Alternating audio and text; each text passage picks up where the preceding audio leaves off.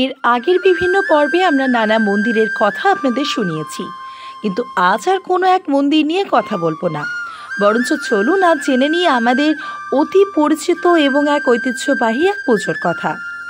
ভাদু হলো গ্রাম বাংলার এক লোক উৎসব, আর মানুষ সহ সমাজে উৎসবের প্রচলন হয়েছে মূলত ভোজ উৎসবের মধ্যে দিয়ে। মনে করা হয় প্রাচীনকালে শিকারকে কেন্দ্র করে মূলত খাওয়া দাওয়া এবং তাকে ঘিরে যে উৎসব নাচ গান, তাই ছিল মূলত উৎসবের কারণ। এবং পরবর্তীকালে কৃষিকাজের ওপর মানুষের নির্ভরতা যখন বাড়তে শুরু করে, তখন মাঠের ফসল উৎপাদনকে ঘিরে হতো উৎসব। ভাদু উৎসব মূলত ভারতের পশ্চিমবঙ্গ রাজ্যের পুরুলিয়া, বাঁকুড়া, বীরভূম, পশ্চিম মেদিনীপুর জেলা ও পশ্চিম বর্ধমান জেলার আসানসোল মহকুমা এবং ঝাড়খণ্ড রাজ্যের রাঁচি ও হাজারিবাগ জেলার লৌকিক উৎসব। কাটবে জীবন ভাইসবে জীবন সুখে, আর ভাদু আমার বড় বিনিয়োগ, আমার ভাদু মনি মাথায় দিব সোনার মুটুক, শাড়ি দিব জামদানি। ভাদু উৎসব নিয়ে মানভূম অঞ্চলে বেশ কিছু লোককাহিনী প্রচলিত রয়েছে। পঞ্চকোট রাজপরিবারের নীলমণি সিংদেও তৃতীয় কন্যা ভদ্রাবতী বিবাহ স্থির হওয়ার পর তার ভাবী স্বামীর অকাল মৃত্যু হলে মানসিক আঘাতপ্রাপ্ত হয়ে তিনি আত্মহত্যা করেন। এই কাহিনী মানভূম অঞ্চলে সর্বাধিক প্রচারিত। মনে করা হয় বিয়ে করতে আসার সময় ভদ্রাবতীর হবু স্বামী ও তার বরযাত্রীরা ডাকাত দলের হাতে খুন হলে ভদ্রাবতী চিতার আগুনে প্রাণ বিসর্জন করেন।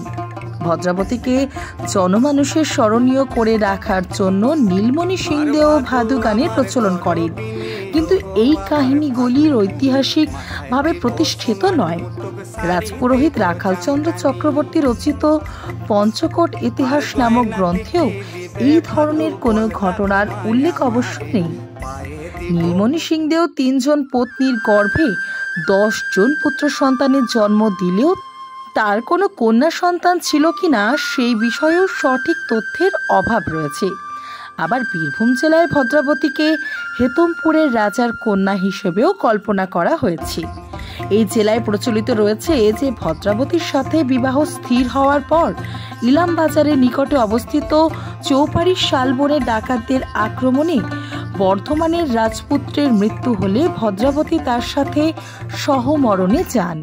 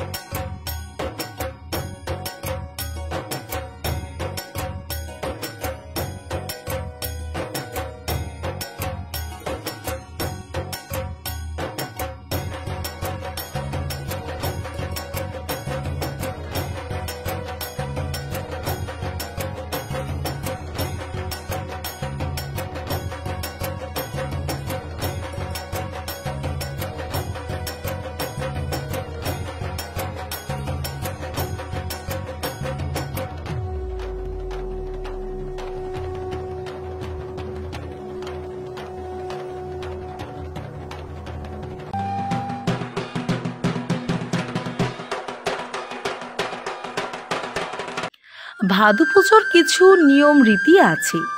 যেহেতু এই ভাদু পুজো প্রত্যন্ত গ্রাম বাংলার, তাই এর রীতি রেওয়াজও অত্যন্ত সাদামাটা। পয়লা ভাদ্র কুমারী মেয়েরা গ্রামের কোনো বাড়ির কুলুঙ্গি বা প্রকোষ্ঠ পরিষ্কার করে ভাদু প্রতিষ্ঠা করেন এবং একটি পাত্রে ফুল রেখে ভাদুর বিমূর্ত রূপ কল্পনা করে তারা সমবেত কণ্ঠে ভাদু গীতি গেয়ে থাকেন। ভাদ্র সংক্রান্তির 7 দিন আগে ভাদুর মূর্তি ঘরে নিয়ে আসা হয়।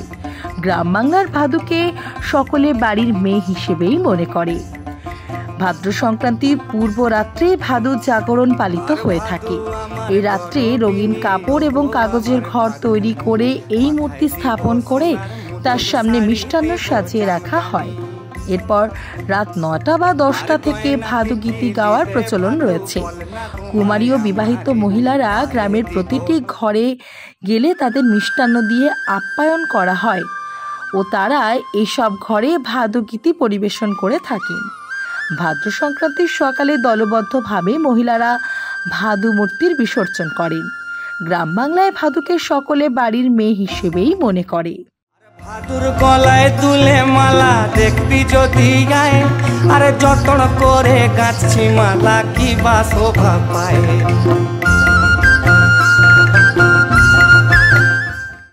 পূর্বে ভাদুর কোনো মূর্তির রূপ ছিল না। একটি পাত্রে ফুল রেখে বা গোবরের ওপর ধান ছড়িয়ে ভাদুর রূপ কল্পনা করে উৎসব পালন করা হতো। কিন্তু পরবর্তীকালে বিভিন্ন রকমের মূর্তির প্রচলন হয়েছে। মূর্তিগুলি সাধারণত হংস বা ময়ূর বাহিনী বা পদ্মের ওপর বসা। মূর্তির গায়ের রঙগুলি সাধারণত হলুদ, মাথায় মুকুট, হাতে পদ্ম ফুল, গলায় পদ্মের মালা ও হাতের তলায় আলপনা থাকে। কখনো মূর্তির কোলে কৃষ্ণ বা রাধা কৃষ্ণের যুগল মূর্তিও থাকে। এছাড়াও এই পুজোর এক বিশেষ আকর্ষণ হলো এর গান, অর্থাৎ ভাদু গান। পঞ্চকোট রাজপরিবারের সক্রিয় পৃষ্ঠপোষকতায় রাজদরবারের হারমোনিয়াম, পোখরাজ, তবলা, সানাই সহযোগে মার্গধর্মী এক ধরনের ভাদু গান গাওয়া হয়। এই পরিবারের ধ্রুবেশ্বর লাল সিংদেও, প্রকৃতিশ্বর লাল সিংদেও এবং রাজেন্দ্র নারায়ণ সিংদেও দরবারি ভাদু নামক এই ঘরানা সৃষ্টিকর্তা। কিন্তু অন্যান্য সকল ভাদু গীতি লৌকিক সঙ্গীত হিসেবেই জনপ্রিয় হয়েছে। লিখিত সাহিত্য না হওয়ায় এই গান লোকমুখেই প্রচারিত হয়ে এসেছে। সাধারণত গৃহিণীদের জীবনের কাহিনী এই গানগুলির মূল উপাদান। পৌরাণিক ও সামাজিক ভাদু গানগুলি বিভিন্ন পাঁচালী সুরে গাওয়া হয়। সাধারণত রামায়ণ, মহাভারত ও কৃষ্ণ রাধার প্রেম পৌরাণিক গানগুলির কাহিনী সামাজিক গানগুলির বিষয় হয়ে থাকে। এছাড়া 4 লাইনের ছড়া বা চুটকি জাতীয় ভাদু গানগুলি সমাজ জীবনের বিভিন্ন অসঙ্গতির চিত্র সরস ভঙ্গিতে ফুটিয়ে তোলে। ভাদু পুজো আজ গ্রাম বাংলা থেকে আস্তে আস্তে অবলুপ্তির পথে। তাও পশ্চিমবঙ্গের কিছু গ্রামে আজও এই ঐতিহ্য কিছুটা হলেও বেঁচে আছে। এমন মহুয়ার নেশায় মাতাল কাটবে সারা রাত, আরে ধরো রে জামাই ধরো ফুলের হাত। এমন মহুয়ার নেশায় মাতাল কাটবে সারা রাত। চোখে চোখে রাখবো তোরে আদর করে বুকে, চোখে চোখে রাখবো তোরে আদর করে বুকে। আর মনের মতো কাটবে জীবন, ভাসবে জীবন সুখে। আর মনের মতো কাটবে জীবন, ভাসবে জীবন।